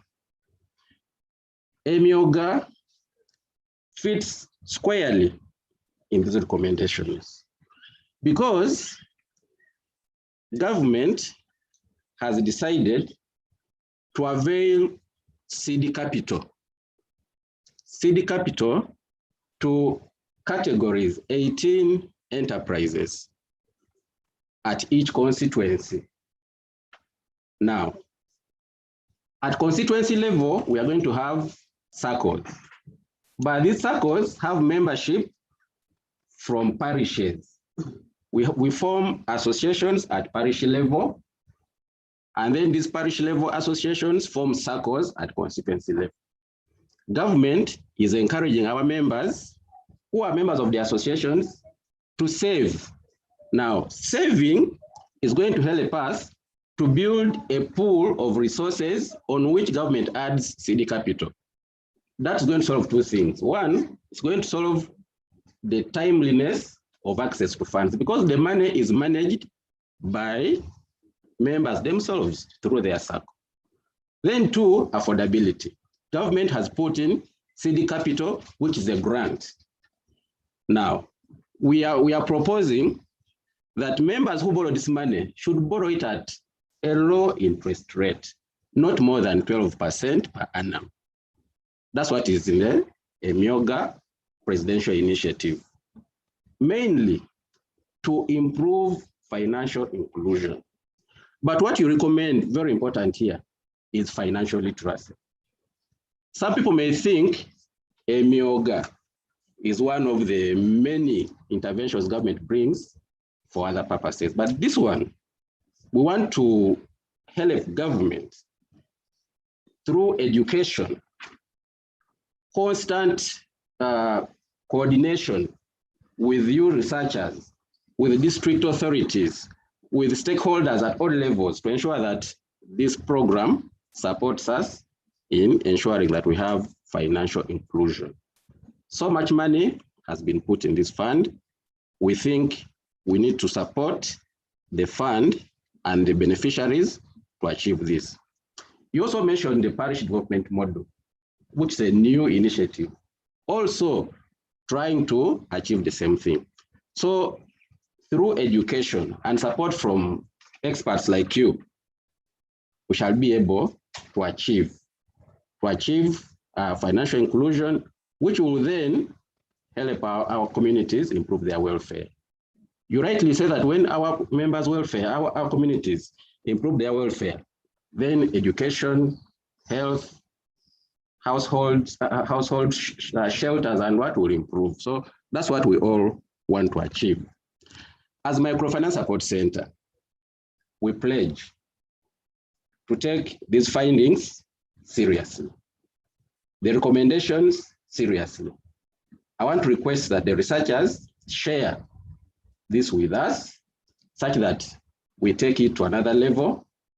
We coordinate with you and see that we go to other areas. Busoga is one of them. You mentioned Buked, you mentioned Karamoja. We are all there. MSC has presence in all those areas. But we want to use this research to improve our services to our people, because that's why government set up this company, the Microfinance Support Center. Mine is to, again, thank you so much for the invitation, for recognizing Microfinance Support Center as a player in this field of financial inclusion. And we pledge that we shall continue supporting our communities through our interventions and the new ones that will come on board, but with collaboration with everyone, including researchers like you. So I want to thank you so much and wish you the best.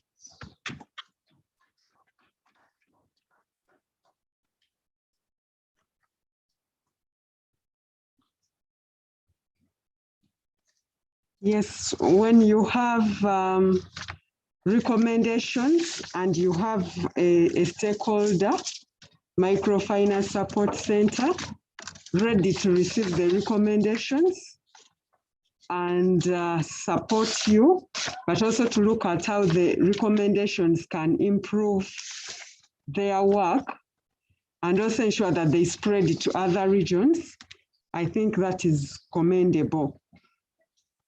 We have the Dean School of Business in the College of Business and Management Sciences, but also a member of the research team. Dr. Godfrey Akleng, we welcome you. I know before maybe you give your closing remarks, you may have been tickled to say something as a member of the research team. Then after you will go into the other protocol of giving the closing remarks in your capacity as Dean, School of Business. You're welcome. Kindly let us give him a befitting welcome.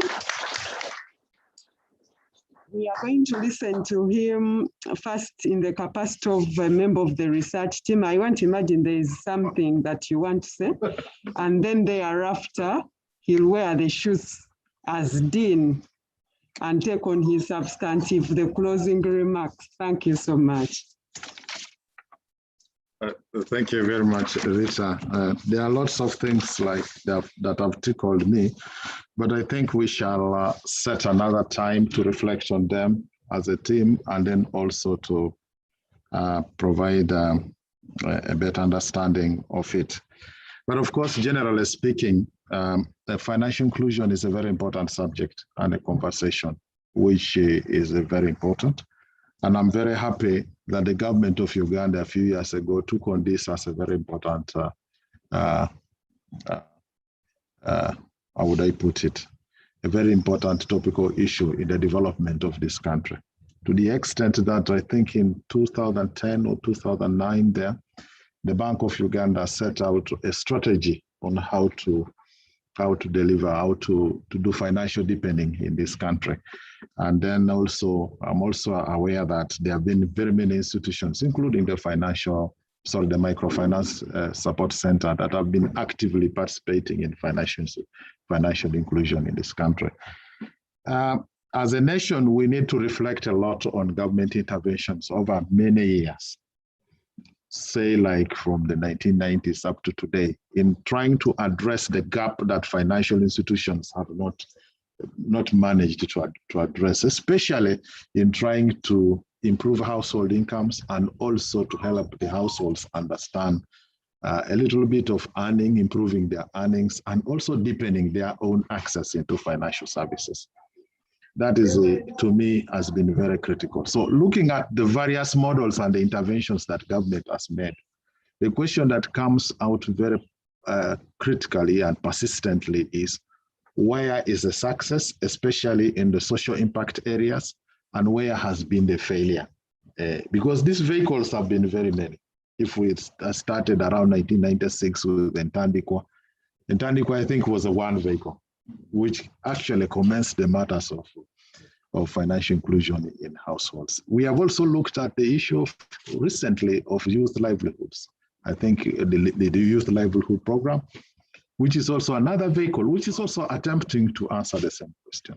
I think the issue here is government is saying, look, the financial institutions are there to offer a service, but rural households and rural households and another sector may not be able to access, maybe due to the cost. I think mostly it is due to the cost, which our friend from the Development Bank was trying to talk about. He mentioned something on fintechs, which is financial technology, which is a great innovation, which is a great thing.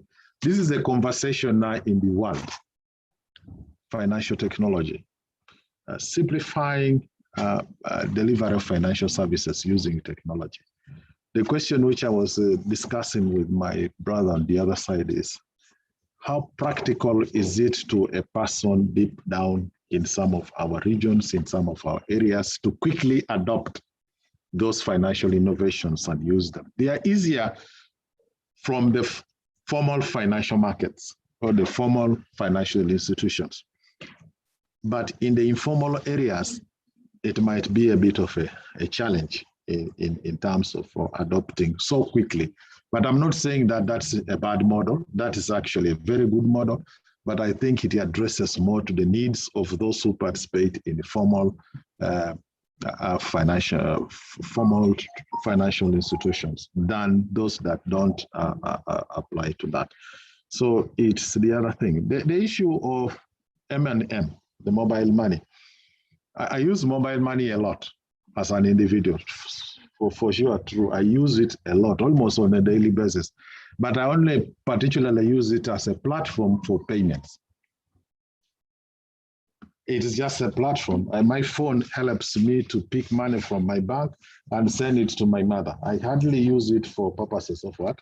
Of saving. So much as I know that in some rural households, they actually prefer to keep some little money on their what? On mobile money, only to discover that they have forgotten the PIN. And that becomes very chaotic to recover that money when you've forgotten the what? The PIN on your phone. So again, this is a bit of a complicated subject to discuss. But overall, what do I believe as a dean now? I believe that a highly informed community, highly informed community with clear access to financial services, ability to mobilize savings and invest is primary and key for the development of any nation. If we can increase household ability to mobilize savings, if we can increase the household ability to invest, then we shall be able to address ourselves into improvement of household earnings.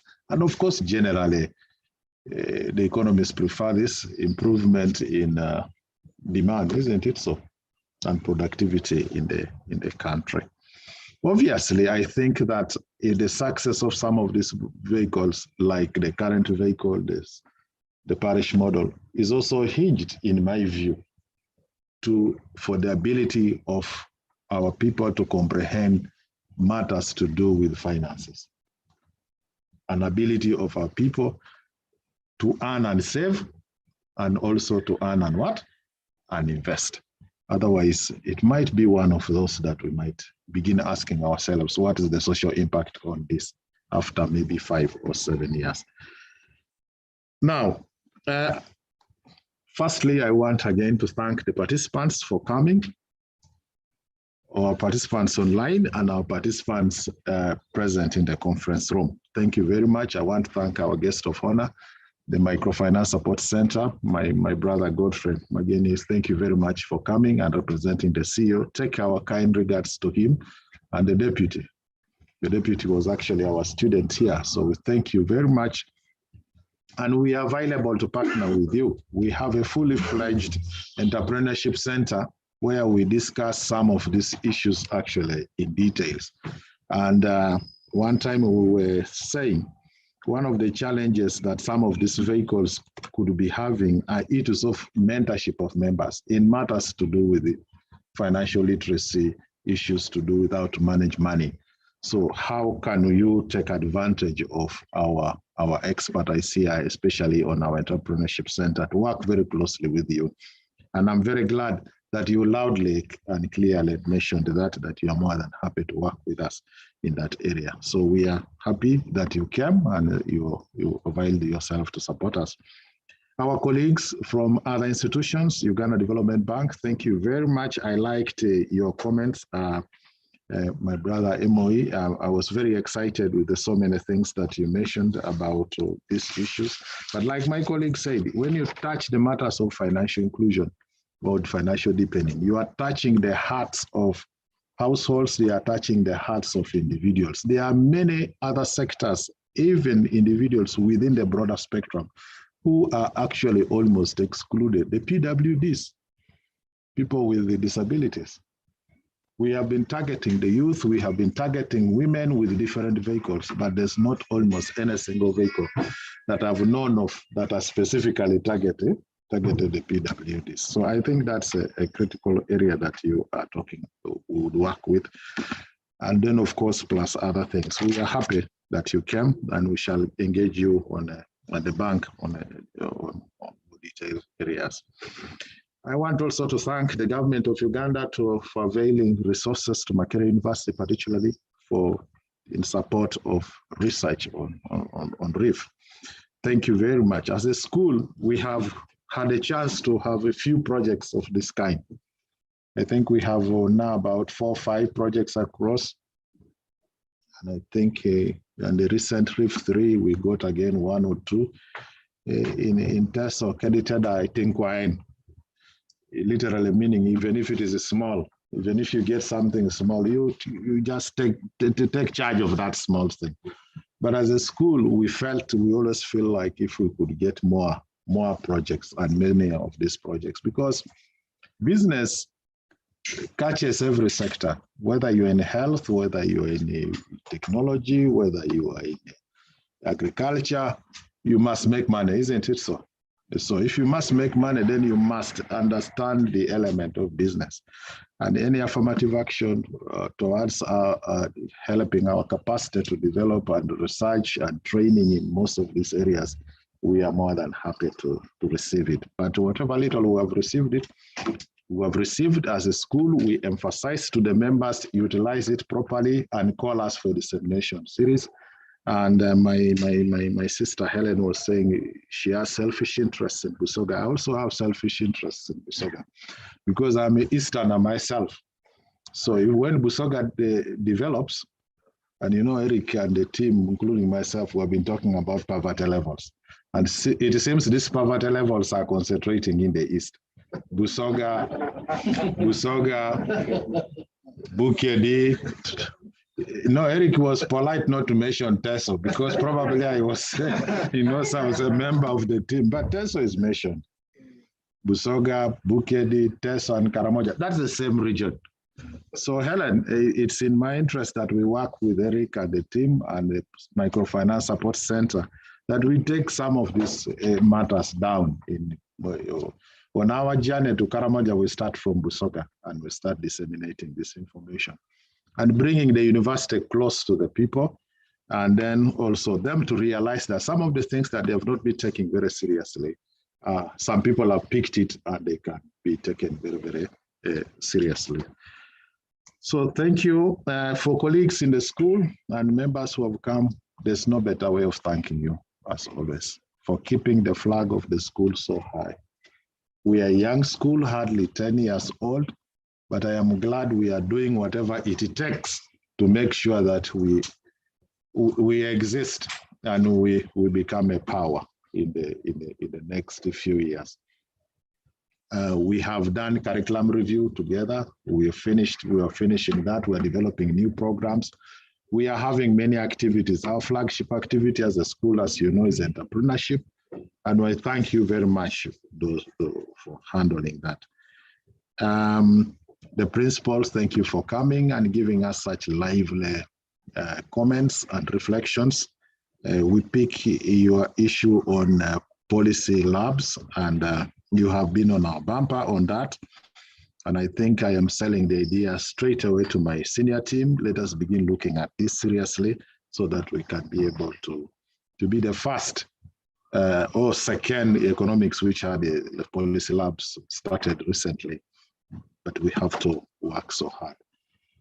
The media, thank you very much for coming. There's no better way of saying thank you. You are always here with us. We are calling you soon for another event. And our team from RIF, that is online, Helen and team, Professor Bazeo, but also in here, we have received Harriet. Harriet is the lady at the engine of RIF. I'm selfish again with Harriet, she's my daughter. So I'm also very selfish to say you are welcome home. So with all those very many words, once more, thank you very much, all the participants. Thank you very much for your wonderful comments. Thank you very much, Eric and team. Thank you very, very, very, very much. And our MC for today, Helen. Yeah, I think for the first time you've seen what Helen is capable of doing. Kasigwa, you missed it. But I can now invite her maybe to, after Rita, to make a final comment so that you can hear her voice. Asantini sana, most welcome for the next session. Thank you.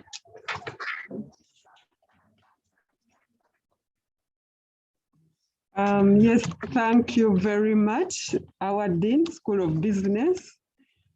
And I'm glad there is a special message that it's a young school, but all efforts are aimed to ensure that the school grows.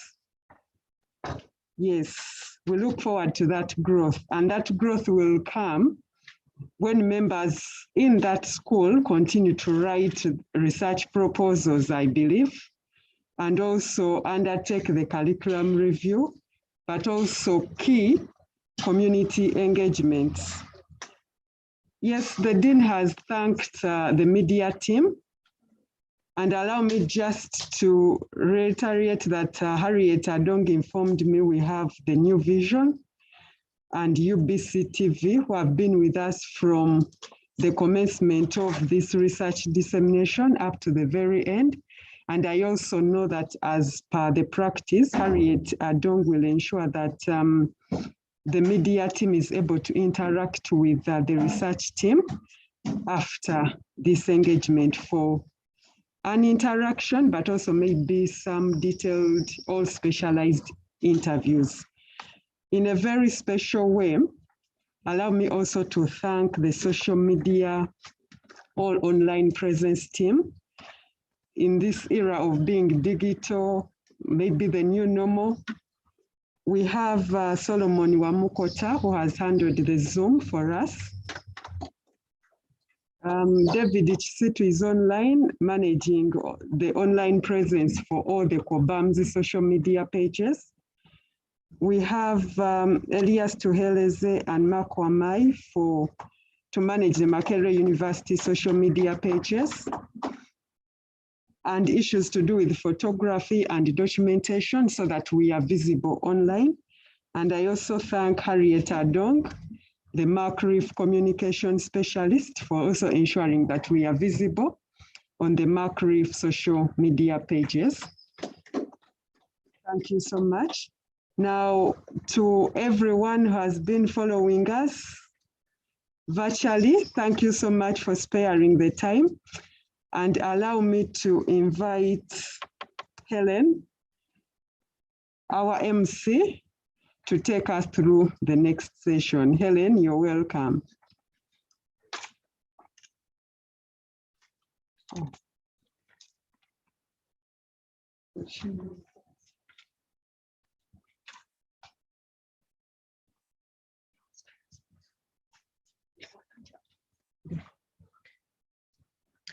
Thank you very much, Rita, and everyone. Thank you, Dr. Eric, the Dean. We are honored, the principal. Thank you very much, everyone who has spared some time to be here with us. Thank you very much. Right now, as we are closing, I'm going to request that the people who are here physically, you don't go before you have some lunch, something to eat. But before we have lunch, I'm going to request the people who are here physically still, we go downstairs, we have a group photo, then we can come up and have something to eat. But before you leave, I'm requesting that you see me. At least everyone. For my bosses, I'll look for you. I'll look for you. For the people online, we are honored to have you online. And I'm requesting that you go and enjoy online lunch as we enjoy the physical lunch. Thank you very much. And may God bless you. Thank you and bye-bye.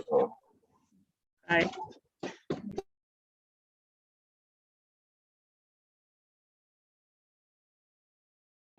Thank you, Tim, and bye. Helen, you'll be surprised that I'll be joining you soon.